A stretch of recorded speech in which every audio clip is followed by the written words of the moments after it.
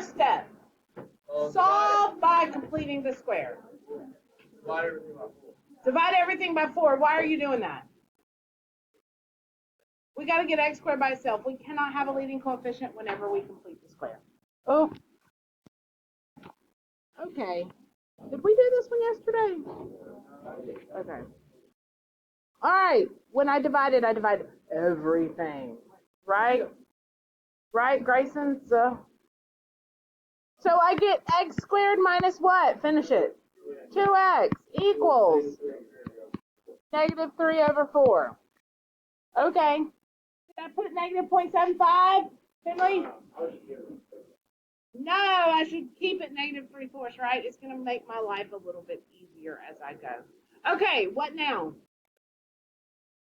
I could add the 3/4, but is it going to do me any good to add the 3/4? I got to make it dance. I don't have a C, right? What you got? Oh. What value goes in there for my C? All right, Finley says 1. Why do you say 1, Finley? How'd you find that? Good job. Half of the middle squared. 2 over 2 squared. That gives me 1 squared, which is 1. That's going to go here and here. Because it's an equation, and I have to stay balanced, yes? All right. And this is where you got stuck. Okay, so my equation now looks like this. X squared minus 2x plus 1 equals, what is negative 3/4 plus 1? 1 and 3/4. You owe somebody 3/4 of $1, and then you get $1. How much money do you have? A foot.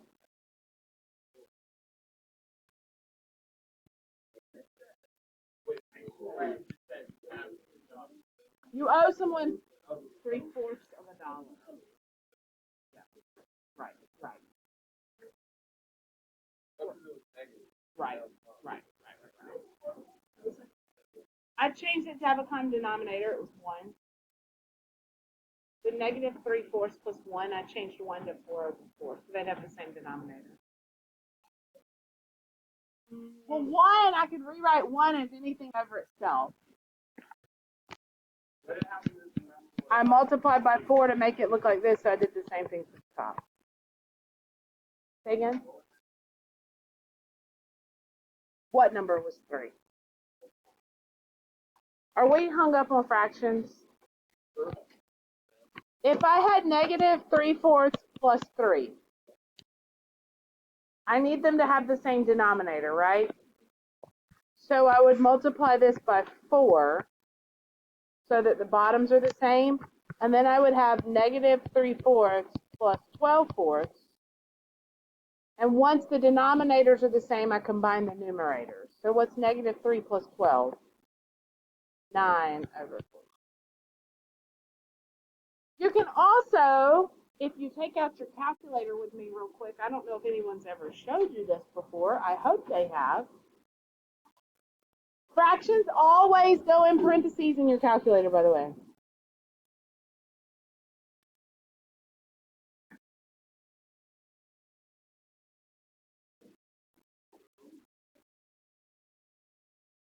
Some smells like bread. I get confused because, you know, I like to smell children too. Smell Grayson? Oh, I'm fixing to. Yeah, I am. Yeah, I am. All right. If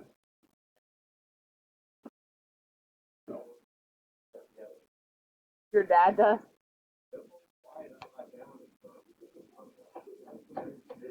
All right.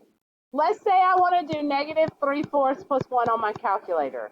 All right. Fractions always go in parentheses on your calculator, okay? So do parentheses, negative 3 divided by 4. Close your parentheses and do plus 1. Hit enter. Now, because I want it to be in a fraction, hit the button that says math. Enter. Yeah, I Take it, y'all didn't know it to do that. Yeah. Math inner always puts you back in a fraction. What? So you have to do it on the calculator? I'll try to teach you as many calculator skills as I can for sure. All right. So.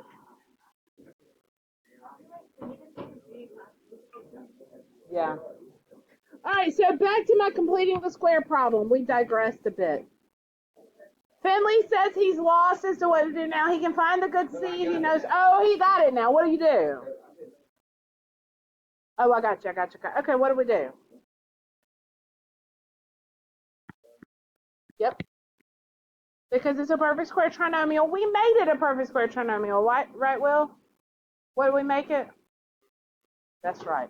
All right, equals 1/4. How do I solve this now? Square root it. Y'all don't smell that?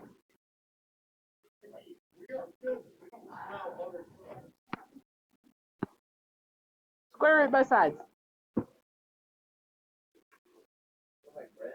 Yeah.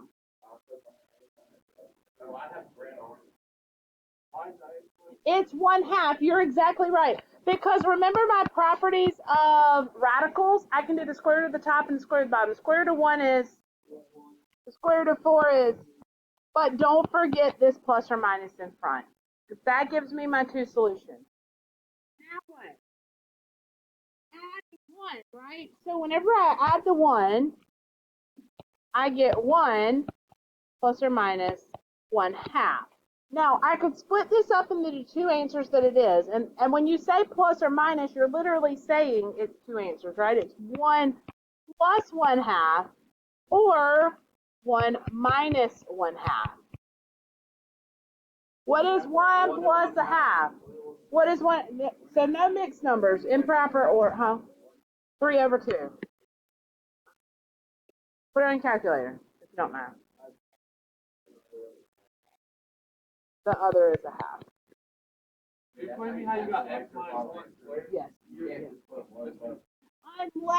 Unless the only time that I'll say no, if it comes out to be a perfect square, yes, separate it this way. If you get something like plus or minus the square root of 5, and then you have like plus 2 or something, you can do that. It's really more proper to put the plus or minus last. You do it like that, you don't have to split it up into the two. And you'll see when we get to quadratic formula. No. That was when you were sleeping. So the square root of the first sign, the square root of the last. Square. Always. That's the beauty of the perfect square trinomial. Square root of the last. Let's go again.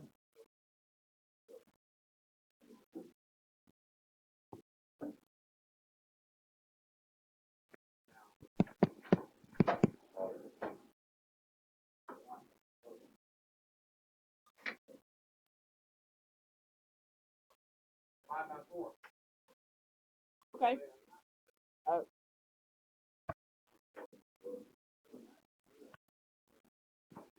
I heard divide by 4. I'll go ahead and do that. That leaves me x squared plus 4 goes into 76,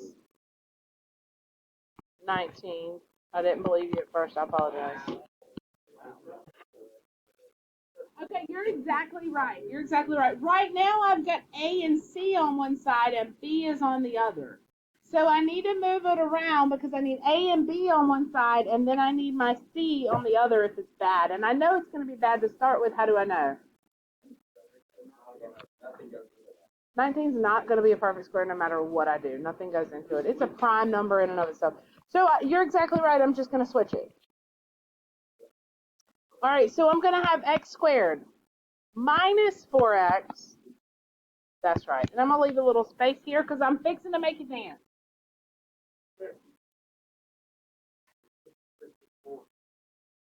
All right, so Will says it's just 4. How did you come up with 4? Half of 4 squared. You always add the C. All right, factor the left. What's it look like?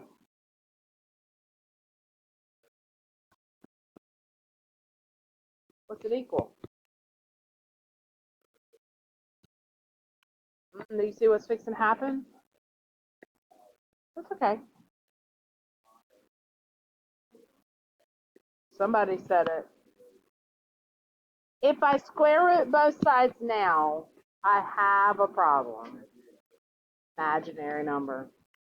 So I got x minus 2 equals. I still got to do the plus or minus. I'm going to go ahead and drop the negative and put an I out front. And my next question to you would be, can I do this?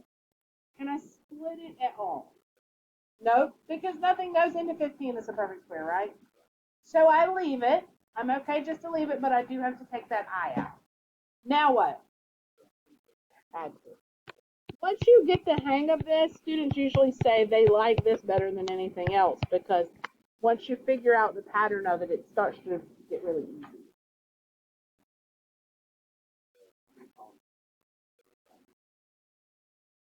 Yeah. Let's make it hard. So that's the final answer. Huh?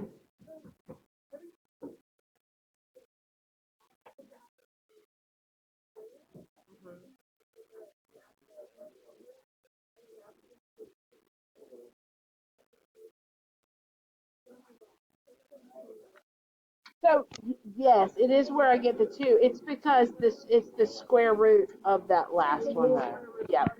Yep. All right, buckle up for this one.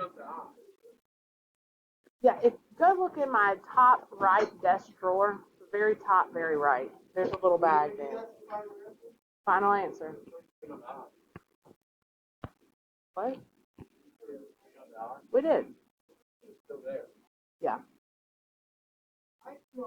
You might have to open the middle one before you. You too?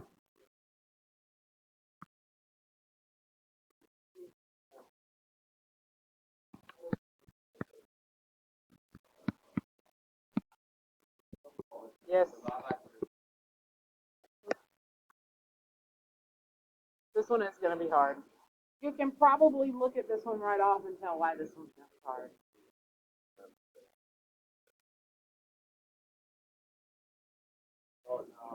I love fractions. Fractions are fun.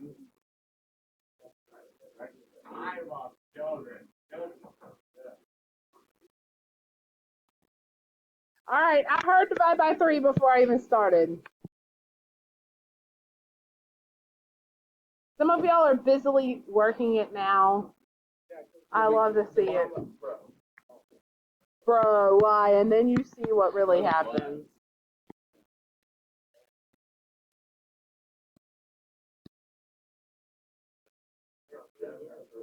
What the heck? No, subtracting is not hard. I'm just going to move it.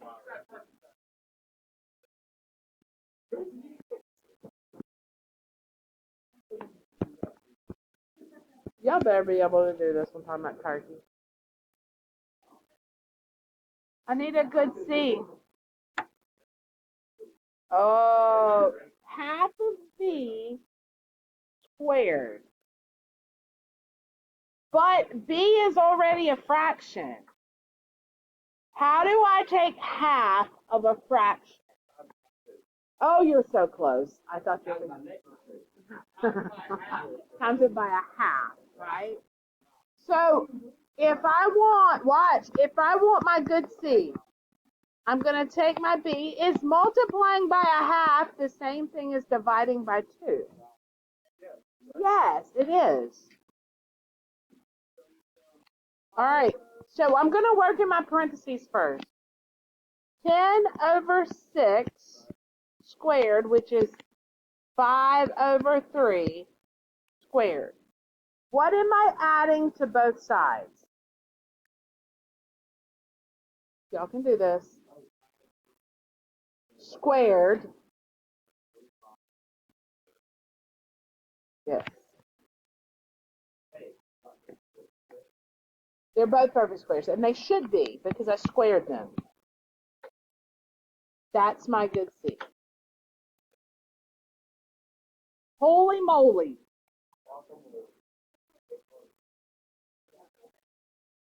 All right. Steps are still the same. Factor the left side. What happens? Well, I did. I put it here and here. X is square root of the first, the very first sign, and the square root of the left, or the last. What's the square root of this? 5/3. That's what happened before I squared it, right? 5/3 squared equals, now, if you're not good with fractions, put this on your calculator and do math, enter, like I showed you, okay? If you are good with fractions and you know that I just need a common denominator of 9, then you know that this is negative 24 over 3 plus 25 over 3, 9, sorry, 9. 1 over 9. How do you do it in the second?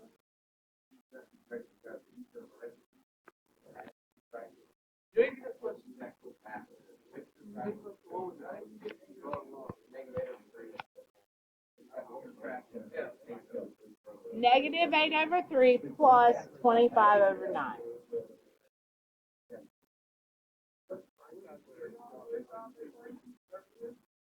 Say it again. Wait, why? How do we get 1 over 9? These two things equal 1 over 9.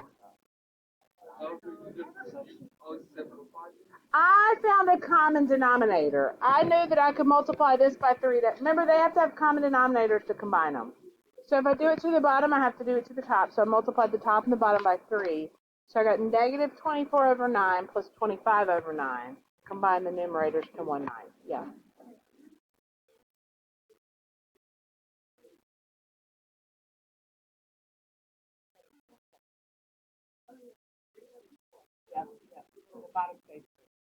All right. I'm going to square root, yes? Is that right or no? What is the square root of 1/9?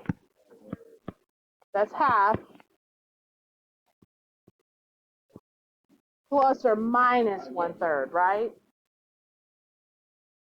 Now I need to move the 5/3. I'm going to do negative 5/3 plus or minus 1/3. So here's my two answers. Negative 5/3 plus 1/3, which is 4/3, negative 4/3. And then I also do negative 5/3 minus 1/3, which is, there you go. Tell me what you think about completing the square. That was sad. That literally went from like the 8 line over to the bottom line. Wait, is this one the test? Okay. Quadratic formula. This is the absolute last lesson in our quadratics unit. It is the be all end all, okay? Because we have talked about all these different ways to solve quadratics, right? We've talked about factor and solve. We've talked about use square roots. We've talked about graph and find the x-intercepts. We've talked about complete the square. We've talked about all these different ways. But some problems might not lend themselves to any of those ways. And for that, we have the quadratic formula. Now, I could show you how we come up with this formula, or I could just give it to you. I'm probably just going to give it to you. But I will tell you that if you took this equation and you completed the square, you divided everything by a, you took half of b squared, it added to both sides, factor, so you'd come up with the quadratic formula. Okay? So it's an always work kind of thing. Your one stipulation is your equation must equal 0 before you start. Okay? If that happens, and I'm asked to solve for x, here's this equation. X is going to equal, and this works with any, even if it's factorable, even if you can complete whatever you can do, you can always use quadratic formula. It's opposite B. Now I wrote a negative, but I said opposite because if it starts out negative, it turns the actual formula. You just have to memorize it. Opposite B plus or minus the square root of B squared minus 4AC all over 2A. You will, and I'm fixing to show you why you will. Now, most of you have at least seen this before, even if you haven't worked with it much yet. What? Must equal 0. The hardest part about the quadratic formula is working with it to simplify your radicals and your fraction correctly, okay? Now, when you use it, when you plug into this, and let me just do one example with you so you see how you're going to simplify under the radical first, okay? And then what you're going to do is try to simplify any way you can if you can divide everything by some number, okay? So let me just show you an example. I'll even use one that we've already completed the square on to show you that it gives you the same thing. What? It's just plug and chug. That's all it is. And I will talk about the discriminant very briefly on Thursday. We did this one yesterday, completed the square. If I use quadratic formula for this one, this one's going to factor, isn't it? I want to show you one that didn't factor it. It's okay. Okay, whatever. If I use quadratic formula, it equals 0, so I'm ready to go. X equals, what is B?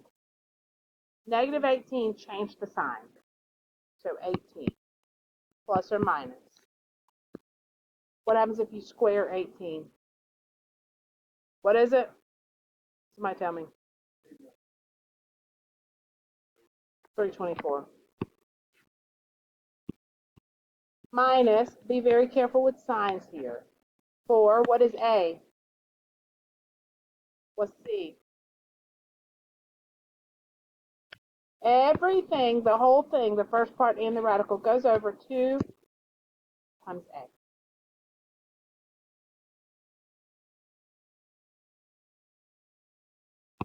Now it's just a matter of simplifying and working with it. 4 times 56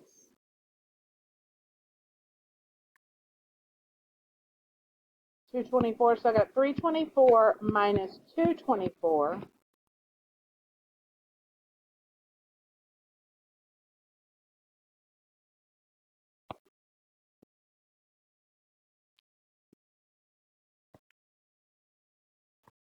What's the square root of 100?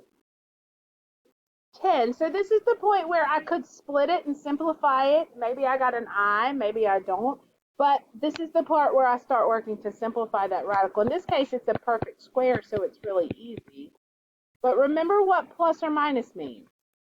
There's 2. So this means 18 plus 10 over 2, or